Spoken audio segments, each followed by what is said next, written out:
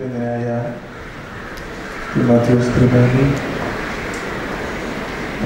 അധ്യക്ഷൻ റോയ് മക്കളീട്ട്, ബാബു വർഗീസ്, ശുഭു പിരിയനച്ചൻ, ശ്രേഷ്ഠാധികാരി, നഗരസഭയിലെ അനുഗ്രഹീതരായ ശുശ്രൂഷക സംഘാടനങ്ങൾ, ഇന്ന് ഔചാരികമായിട്ടാണെങ്കിലും ഈ മീറ്റിങ്ങിൽ സംബന്ധിക്കുവാനും നിങ്ങളെല്ലാവരെയും കാണുവാനും തക്കണമിടയായി വളരെയേറെ സന്തോഷമാണ്. റോജി മാത്യുച്ചൻ നേരത്തെ സൂചിപ്പിച്ചതുപോലെ ഞാൻ ഔട്ട്സൈഡ് കേരള ശുശ്രൂഷക സംഘത്തിൻ്റെ ചുമതല കുറച്ച് നാൾ വഹിക്കുവാൻ തക്കണമിടയായി. ഇതേപോലുള്ള കൊച്ചു മീറ്റിങ്ങിൽ സംബന്ധിക്കുവാനും എല്ലാവരെയും കാണുവാനായിട്ടൊക്കെ സൗകര്യം ലഭിച്ചിട്ടുണ്ട്. അതിനുശേഷം ദീർഘനാളത്തെ ഇടവേളയ്ക്ക് ശേഷമാണ് ശുശ്രൂഷക സംഘത്തിൻ്റെ ഈ ഒരു വലിയ മീറ്റിങ്ങിൽ സംബന്ധിക്കുവാൻ തക്കവണ്ണം ഇടയാണ്. സത്യത്തിൽ മലങ്കര സഭ എന്ന് മാത്രമല്ല, എല്ലാ ഓർത്തഡോക്സ് സഭകളുടെ പൊതു സ്വഭാവം എന്ന് പറയുന്ന all the orthodox churches are liturgical communities എന്നാണ് പറയുന്നത്. ഓർത്തഡോക്സ് സഭയെ പറ്റിയുള്ള പൊതു സ്വഭാവം ആരാധനാ സമൂഹം. എല്ലാ ഓർത്തഡോക്സ് സഭകളിലും ആരാധനയാണ് ഇതിൻ്റെ പ്രധാനമായ സ്വഭാവം തന്നെ. ആരാധനയുടെ ക്രമീകരണങ്ങളിൽ പങ്കാളിയാകുവാൻ തക്കവണ്ണമുള്ള ഒരു വിളിയാണ് ഞങ്ങൾക്ക് ലഭിച്ചിരിക്കുന്നത്. അതുകൊണ്ട് അതിൻ്റെ വിശുദ്ധിയും തിരുമേനി പ്രസംഗിച്ചപ്പോൾ സൂചിപ്പിച്ചതുപോലെ നിങ്ങളുടെ ശുശ്രൂഷ കുപ്പായം തന്നെ മാലാഖമാരുടെ സ്വഭാവത്തെ സൂചിപ്പിക്കുന്നു. മാലാഖമാരുടെ വിശുദ്ധി നിങ്ങൾ കാത്തു സൂക്ഷിക്കണം. ഇന്നത്തെ തീം അതുകൊണ്ട് തന്നെ വ്യക്തമായിട്ട് പറയുന്നു, നിഷ്കളങ്കത.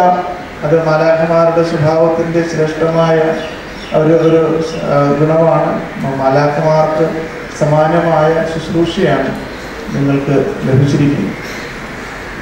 അതോടൊപ്പം തന്നെ നിങ്ങൾ ഏറ്റെടുത്തിരിക്കുന്ന ചുമതലകളിൽ ഒരു പ്രത്യേകതയുള്ളത്, സാധാരണ ഞാൻ ശുശ്രൂഷക്കാർക്ക് കൈവെപ്പ് കൊടുക്കുമ്പോൾ പറയാറുണ്ട്, ഈ ഓപ്പറേഷൻ തിയേറ്ററിൽ നിൽക്കുന്ന നേഴ്സിൻ്റെ ജാഗ്രത ഉണ്ടാകും. ഒരു ഓപ്പറേഷൻ തിയേറ്ററിൽ നിൽക്കുന്ന ഒരു നേഴ്സിനെ സംബന്ധിച്ചിടത്തോളം വളരെ കീനായിട്ടാണ് ഡോക്ടർമാർ സർജൻ്റെ ഒരു ആംഗ്യം പോലും ശ്രദ്ധിക്കുന്നു. ഓപ്പറേഷൻ തിയേറ്ററിൽ പോയിട്ടുള്ളവർക്കറിയാം, സർജനൊന്നും ആവശ്യപ്പെടുകയില്ല, ഇന്നത് വേണമെന്ന് പേര് പറയത്തില്ല, ആംഗ്യം കാണിക്കുകയുള്ളൂ, നോക്കുകയുള്ളൂ. അപ്പോൾ നേഴ്സിനറിയാം എന്താ കൊടുക്കേണ്ടതെന്ന്. മാത്രം ജാഗ്രതയോടെ വേണം കൈകാര്യം ചെയ്യാൻ. കാലം ചെയ്ത മാത്യൂസ് തിരിയൻ ബാവയുടെ സമയത്ത് തിരുമേനി പറഞ്ഞു, അവിടെ നിന്ന് ശുശ്രൂഷക്കാരൻ പകുതി മയക്കത്തിലായിരിക്കും, അവരോട് പറഞ്ഞു, തീവ്രമെല്ലാം തീർന്നു, തിരുമേനിക്ക് ഇച്ചിരി ധൃതി ഉണ്ടായിരുന്നു, അതുകൊണ്ട് പറഞ്ഞു 2 പഴമ വായിച്ചാൽ 2 പഴമ. അവർ ഓടിപ്പോയി 2 പഴം എടുത്ത് തിരുമേനിക്കൊണ്ട് കൊടുക്കും. അത്രമാത്രം നമുക്കറിയാമല്ലോ, വിശുദ്ധ കുർബാനയിൽ നിൽക്കുന്ന അച്ഛൻ എന്തെങ്കിലും പറയുന്നത് വലിയ ഉച്ചത്തിൽ പറയാൻ സാധ്യമല്ല. എന്തെങ്കിലും ആവശ്യപ്പെടുന്നത് പതിഞ്ഞ സ്വരത്തിലേ പറയാൻ സാധ്യമുള്ളൂ. പക്ഷേ ശ്രദ്ധയോടെ നിൽക്കുന്ന ഒരാളെ സംബന്ധിച്ചിടത്തോളം അത് എന്താണ് പറയുന്നതെന്നും ആവശ്യമുള്ളതെന്നും മനസ്സിലാക്കാൻ സാധിക്കും. സോ നമ്മൾ മദ്ബഹായിൽ നിൽക്കുമ്പോൾ ഒരു ഓപ്പറേഷൻ തിയേറ്ററിൽ നിൽക്കുന്ന നേഴ്സിൻ്റെ ജാഗ്രത ഉണ്ടാകും. നമുക്കറിയാമല്ലോ, ഒരു ഓപ്പറേഷൻ തിയേറ്ററിൽ ഡോക്ടറും സർജനും ടീമും ചെയ്യുന്ന എന്താണ്? ദേ ഹാൻഡിൽ ദ ഹ്യൂമൻ ബോഡി. മനുഷ്യ ശരീരത്തിലാണ് ഈ കാര്യങ്ങളൊക്കെ ചെയ്യുന്നത്. And what body V handle in the operation theatre in the church? The divine body. You see the difference between the human body and the divine body?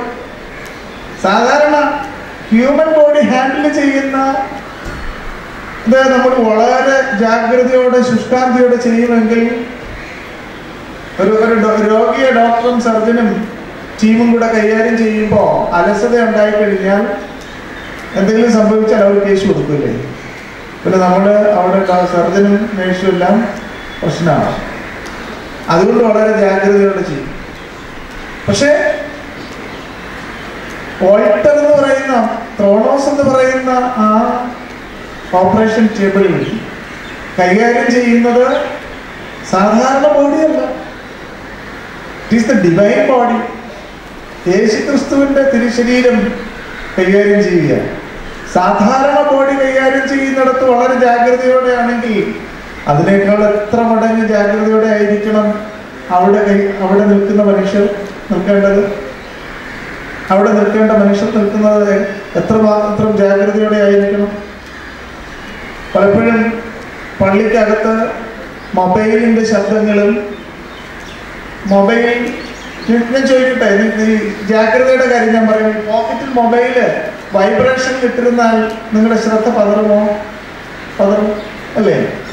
ശ്രദ്ധ പതറും. വൈബ്രേഷനാണെങ്കിലും എന്താണെങ്കിലും അതിനകത്തൊരു message വരികയും എന്തെങ്കിലും ചെയ്യുമ്പോൾ ഇതാരയച്ചത്, ഇനി എന്താണ് അവിടെ നിന്ന് എടുക്കാൻ ചിലപ്പോൾ ഒരുപക്ഷെ മനസ്സിലെങ്കിലും ഇത് എടുത്ത് ആ മെസ്സേജ് വായിക്കുന്നവരെ ആള് പ്രശ്നത്തിലാണ്. So when you go to the church, better avoid mobile with you. മൊബൈലിൽ കൊണ്ട് പള്ളിയിൽ പോകരുത്. പള്ളിയിൽ പോകുന്നത് ആരോട് സംസാരിക്കാനാണ്? അവിടെ മൊബൈൽ ആവശ്യമുണ്ടോ? മൊബൈലും കൊണ്ടാണ് പോകുന്നതിൽ അതിൻ്റെ അർത്ഥം എന്താ?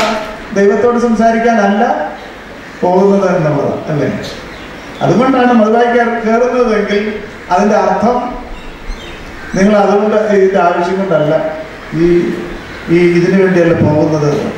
ഞാൻ ദീർഘമായിട്ട് സംസാരിക്കുന്നില്ല. എനിക്കും ധൃതിയുണ്ട്, പോകേണ്ട ധൃതി ഉണ്ടായതുകൊണ്ട് നടത്തുന്നു. എങ്കിലും ഒരു കാര്യം പ്രധാനമായിട്ട് ഓർപ്പിച്ചത്, മദ്ബഹായിലെ ശുശ്രൂഷയ്ക്ക് നമ്മളുടെ ജാഗ്രത അത് വളരെ പ്രധാനപ്പെട്ട സംഗതിയാണ്. വിശുദ്ധിയും അതിൻ്റെ ഒരുക്കവും തയ്യാറെടുപ്പുമെല്ലാം പിതാക്കന്മാർ നമ്മെ പഠിപ്പിച്ചിട്ടുണ്ട്. അതോടൊപ്പം തന്നെ വളരെ പ്രധാനപ്പെട്ടതാണ് ഇത് യേശുക്രിസ്തുവിന്റെ തിരുശരീര രക്തങ്ങൾ കൈകാര്യം ചെയ്യുന്ന ടേബിളാണ്. മനുഷ്യ ശരീരം കൈകാര്യം ചെയ്യുന്ന ടേബിളിൽ നമ്മൾ ജാഗരൂകരാണെങ്കിൽ ഈ ടേബിളിൽ നാം എത്രമാത്രം ജാഗരൂകരായിരിക്കണം എന്നുള്ളതിനെ പറ്റി നമ്മൾ ബോധവാന്മാരായി.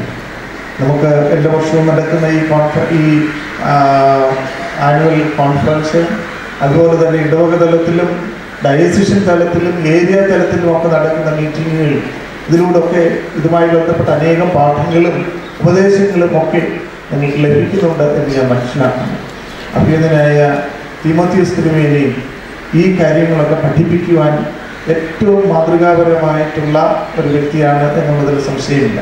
അദ്ദേഹം എൻ്റെ ഗുരുവും കൂടിയാണ്. സെമിനാരിയിൽ എന്നെ പഠിപ്പിച്ചിട്ടുള്ള ആളാണ്.